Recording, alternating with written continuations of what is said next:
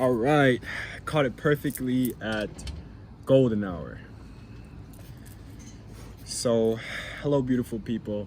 Today I have a different kind of video and I want to share a revelation that has been coming to me through, I'm gonna get a little bit out of this sun because I wanna be able to see you guys well. But a revelation that has been coming to me about this time that we're in, because it's a very special time and I don't feel like in humanity we'll ever be at a place like this again. Don't quote my words, it's just my personal feelings, but I'll explain why to you guys. As some of you may have heard of the age of Aquarius, we are transitioning into another age. We're transitioning into another age, which is the age of Aquarius, from the age of Pisces, which is you would call Jesus's age. Jesus was famously known for 2 fish. If you don't believe me, search it up. Anyway, I'm going to talk more about my wrap is coming undone. It's okay, let it hang. Anyway, let me move over and show to you guys my board. Hopefully you guys can see well. I'm gonna hold it up high. So the earth has a special motion called its precession. Every approximately 26,000 years, it goes through a slow turn, right? And it'll go through all of the constellations, right? And this is what we would call one great year. On a smaller scale, we have the average calendar year. Our ancestors knew about this and they called it the sacred year. Their number for it is precisely 25,920 years, and I agree with this. And you guys may see why through this video, right? So, just like in the average year we have seasons, the great year also has seasons. Winter, summer, fall, and spring, all 4 seasons in the same way. I thought that I started saying it in the wrong order, but that doesn't matter because you guys already know how the seasons go. But anyways, we are in the season of winter. We are in winter, and from the zodiac wheel, we know Aries is the first sign. It doesn't go Aries, it doesn't go Aries, Taurus, and Gemini, but it goes counterclockwise. So Aries, Pisces, Aquarius, Capricorn, so on and so forth, and it'll go like this, right? So we are in the coldest phase of winter, or at least we're transitioning into that. It'll be Aquarius, because Pisces is the start of winter. Aquarius would be the coldest point. Capricorn would be the last phase of winter. Then we'd be going into the fall, which Sagittarius would start that. And so each phase, each age, right, which would be one of these zodiacs, and each zodiacs, mind you, would be considered to be 1 month, and it lasts about 2,160 years. 2,160 times 12 is 25,920 years. I already calculated it. And so each age has 3 phases: going into the age itself, and going out of the age. And as we enter age, there is always, of course, a shedding of the old age. It's chaotic, it's ugly sometimes, because the way things used to be, or the way we thought they would be, is not what they're going to be. Because we're going into a new age, And that is exactly why the earth is calling to us right now, so that we can see its cries, we can see its early signs and see what it needs, so that we can make this shift more harmonious. Now, back to it. I'm going to explain quickly why I believe we're going into the age of Aquarius and why this is a special time rather than any other sign. So, the age of Taurus, I believe, is about around 4000 BC.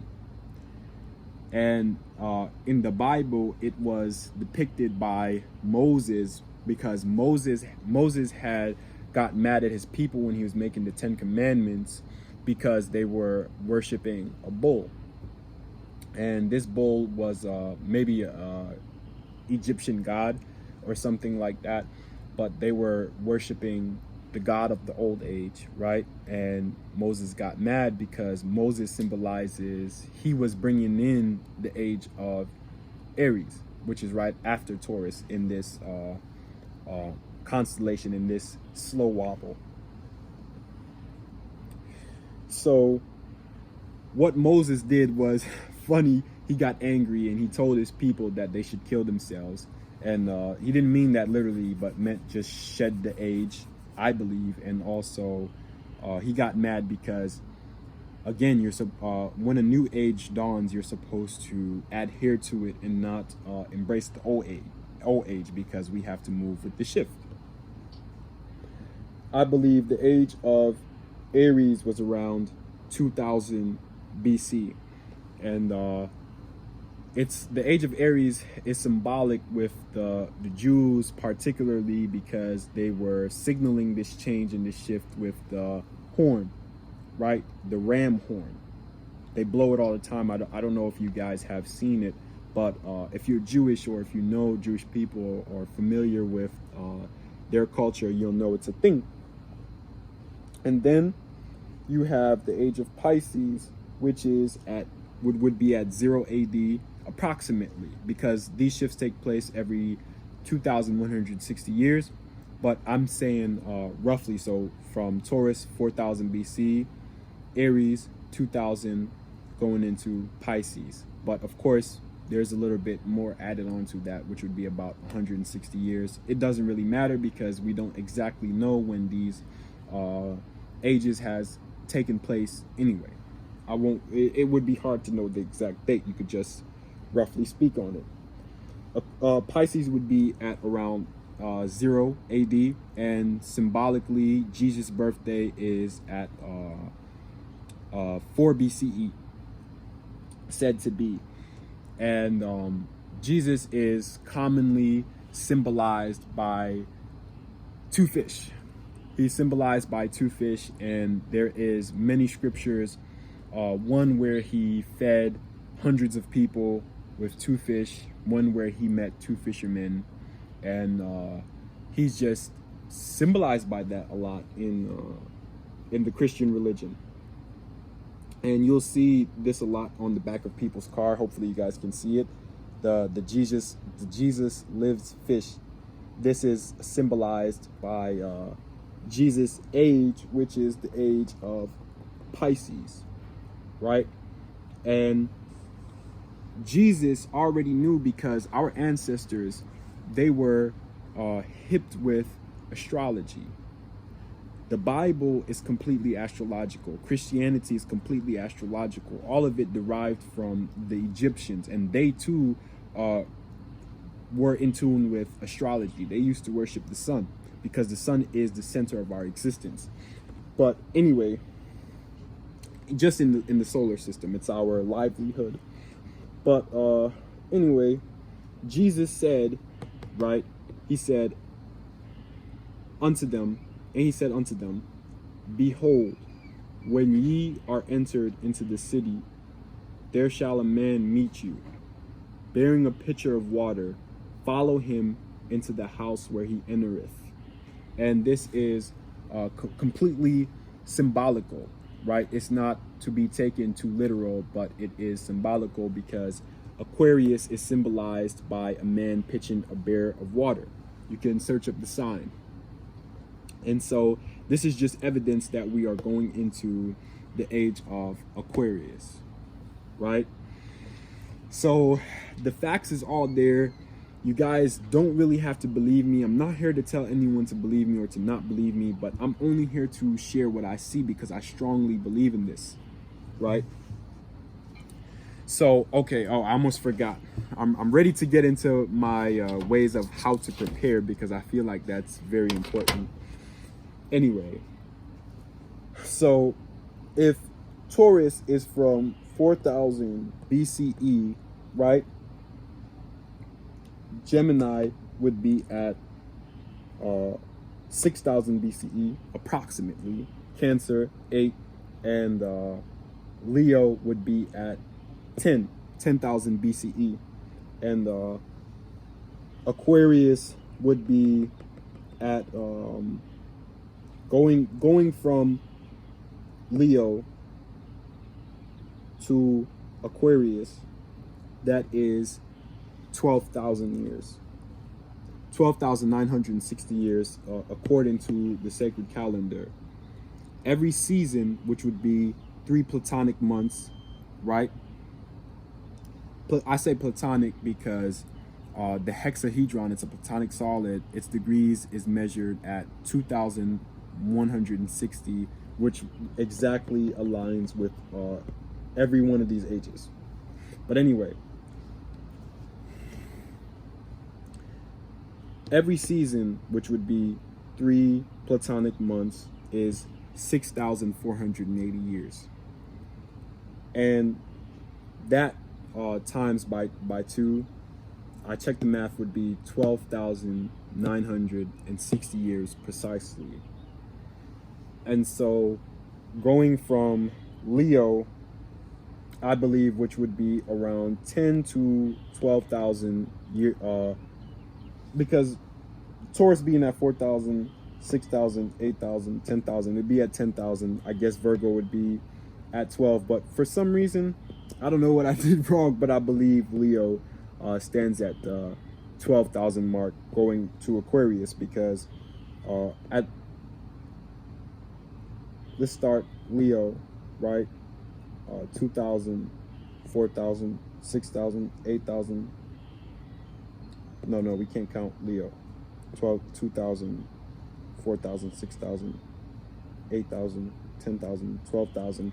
12,000 would be at Aquarius. I'm sorry, I'm gonna hold this higher. Forgive me, guys. I'm not the best at math. However, I'm digesting it. And so I feel like we're coming to the halfway mark, and this is significant because at the halfway mark, right, of this great year, what'll happen is the northern and the southern hemispheres will flip, right? It will change places, and the seasons as we know them today, they will be reversed. So summer being winter, spring and fall, so on and so forth. The North Pole would probably be really warm, and the South Pole would probably be really cold. And I feel like as we approach that kind of shift, that kind of magnitude, whether it be this age or the next age, it doesn't matter. It's still very close, right? Because the age of Capricorn, which is after Aquarius, would be around 4,000 BC. That's right around 4,000. We're in 2000, it being 4,000. That's right around the corner. Sorry for being everywhere today, guys. I just hope you guys pretty much understand the gist, which is to say that we are in important times nonetheless of even this, because I know you guys can see it for yourselves with what's been going on, and just the magnitude of this time in whichever way it seems to strike you most. Now, let's get into how we can prepare.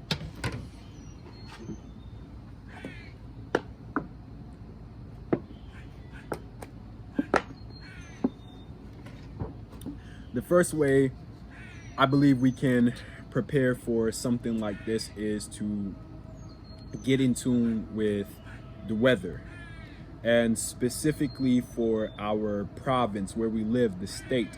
You want to know the history of the weather in this area, because certain places see natural disasters more often than others. And in a place like California, where you sit on the tectonic plates, or whatever it's called, I think that's the name for it, you'll see things like earthquakes happen more often than others. And especially at a time like this, when we're shifting ages at a great magnitude, at the halfway mark, you may see disastrous events. And you want to be in a place where you can you don't have to watch your back, so you don't have to be paranoid, you know. But if you do live in a place like this, I say of course, come up with a plan. Maybe you may want to invest in building yourself a cellar or a safe place where you can go if something were to happen.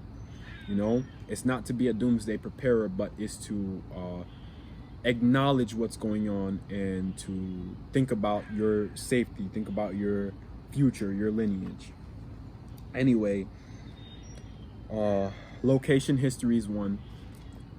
Self-sufficiency is another thing, right? And that would of course be a part of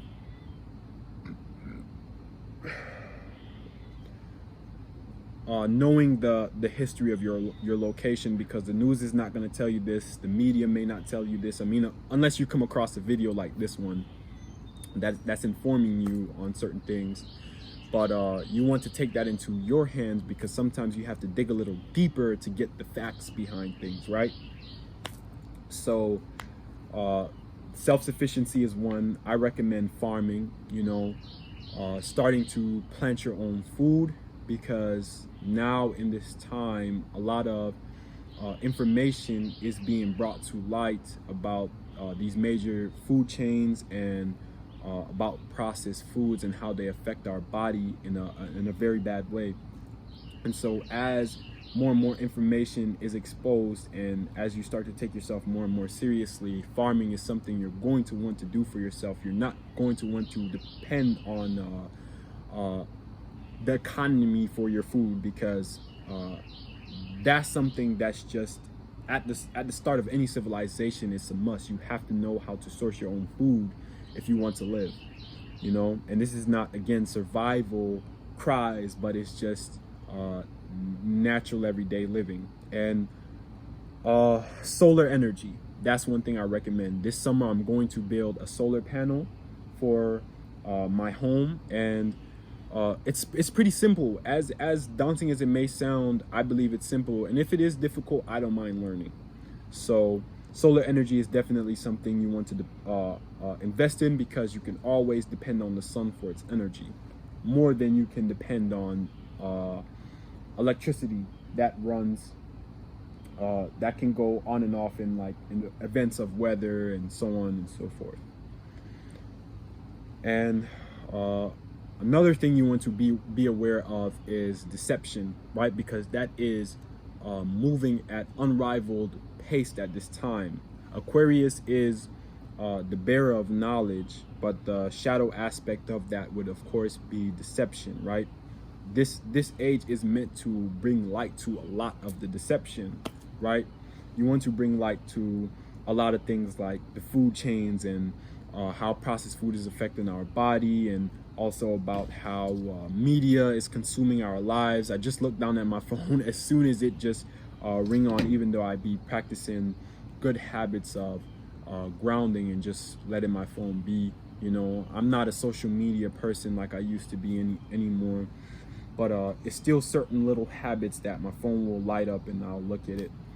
But anyway, deception is one. You know, you want to be aware when new things come out, like the vaccine or any new phases, TikTok, something new just pops out of the blue. Just remember that some of these things may be phases, and you don't want to just jump out onto them from a lust-based place, but you want to ask yourself, what kind of value will this bring to your life? Is it short-term, long-term? Is it bettering you in any way, or is it an investment in your life where it'll make you more happy? You know, that's something worth questioning. And also just trying to source your own knowledge, right? You want to make sure before you do something, you are completely okay with it, because you are informed on it. And you want to inform yourself on things that deal with your everyday security and around your work field and all of these good things. Another thing that can help us prepare is connecting with the earth and our spiritual team, our spiritual forces, right? Connecting with the earth, because the earth is wise, and the earth has been through hundreds and thousands, maybe even 100,000, millions of these kinds of changes and shifts. So it's wise, and it can prepare us with ease if we surrender to it, if we treat it like a friend, if we spend time in it. Because I'm always in nature, and it has helped me get more in tune with myself and my own sensitivities, my gifts, my ambitions. It has helped me come back to a simple place where I can shed a lot of the programming that has been programmed onto me from a young age from others, and all of these changes that have been taking place in my lifetime. Connecting with our spiritual force, our spiritual team, is purposeful as well, because our ancestors, all of these beautiful figures that we worship, they all come from the earth. They all come from or they are symbolically and significantly protectors of the earth. They protect us, they are here for us, and so that ties in with the earth. And of course they can help us prepare for these kind of shifts. And a lot of them, like our ancestors and the angels and all of these beautiful beings that we adhere to, a lot of them have knowledge of these shifts and may have seen countless of them in their lifetimes. So that is very purposeful. And also because having an anchor like that, something to believe in, something that'll keep you grounded, keep you motivated, is purposeful. You know, you either want to have a strong relationship and connection with self or your spiritual team and the earth. I say both is really good because they go hand in hand. Self implies other, as above, so below. That's just how the rules work. That's the principle of balance. But anyway, another thing that I believe will help us prepare is to spread awareness, right? You see this video, share it if it's resonant with you. If you believe in what I'm sharing with you and its significance, share the video, share with your family, speak to them about things like changing their diet and certain things that will improve their life quality, right? Because that's purposeful. And one share, you telling to a family member, or you sharing this video, you don't know how it may ripple out indefinitely. It'll go as far as it needs to. So that can be very powerful and very purposeful. And in a time like this, going into the age of knowledge and us experiencing a bit of that, I feel like it's purposeful to share knowledge, to share wisdom, to share light. And I advise, when you share heavy information like this, like if you talk about the ages and the times or what may it be, that you share it with love. You share it in a manner of love, because through all of the ages, one thing that has remained is love. Love, it will forever be standing, because it is powerful, and the earth does not hate us, or we're not being punished. That is not why these shifts are taking place, but just because they are part of a natural cycle and they wish to offer something bigger, something better, something more. So do not be afraid. Embrace love and not fear. And that is my last bit of advice for you guys, is to embrace all that stands in love, you know, and positivity. And this is because when you embrace love, you're embracing truth, right? Fear comes from a fear-based place. When you are fearful, you're not seeing properly, you're not seeing straight, you're seeing from a place of anger, hatred, misunderstanding, worry, you know what I'm saying? And so your message there can never be of light.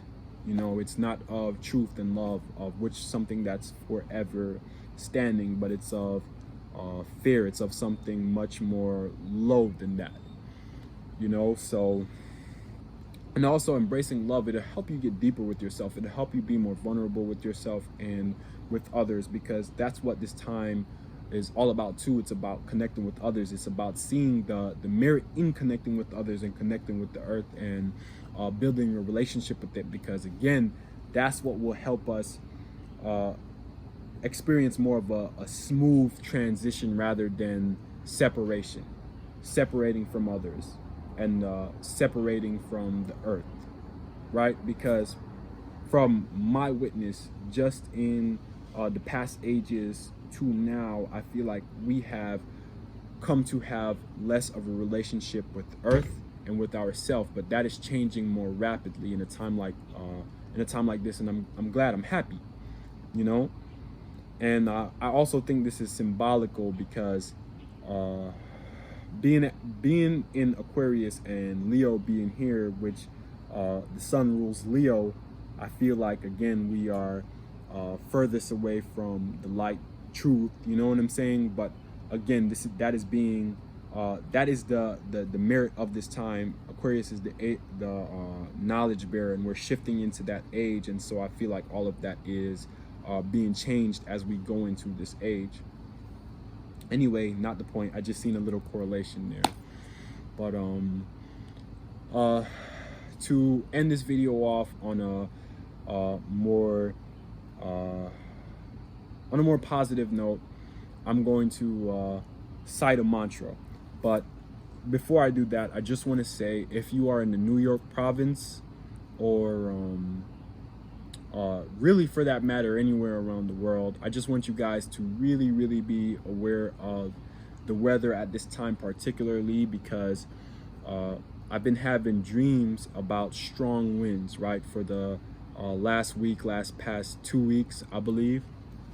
And it's strong winds. One, it had cracked my phone, and another, I had seen a storm forming, and I had come to see, when I decided to look into what's going on, because anytime I feel like there's a message in my dream, I will search around it to see if there's any significance in it. And I seen that there is a geomagnetic storm right now, and the sun is pretty much sending out a lot of flares and stuff, and I believe this is impacting our weather. And so even in the even on the east, you'll see that they're experiencing a lot of strong winds. New York, some places in New York had hailstorms and strong winds, and even in Virginia, the wind has been very strong, and it's kind of been questionable. But just pay attention to it. This may be something that's passing, but you definitely want to pay attention, because a few people has sadly lost their lives because of unawareness of this kind of information. But now, to end off this video on a more light note, I want to cite a mantra of longevity. This mantra is a mantra for the White Tara. She is a bodhisattva. A bodhisattva is anyone pretty much who helps other beings, all sentient beings, find their way to nirvana in the wheel of samsaras, to escape the cycles of life. You know, in the Buddhist transition, the more heavy cycles of hate, anger, and fear, you know, the more negative emotions of life, or what may be. Whatever, that's not the point. The point is, I want to share this with you guys, so I'll just get into it. Om tare tu re mama ayayana pune putem kuru sofa. Om tare tu re mama ayayana pune putem kuru sofa. Om tare tu re mama ayayana pune putem kuru sofa. All right, and this is a mantra of longevity, and I feel like it fits in with this time perfectly. I wish you guys prosperity. I wish you guys wellness and well-being, and I'm going to be here for you guys with more videos to inform you guys on what's going on, what I'm picking up on, and more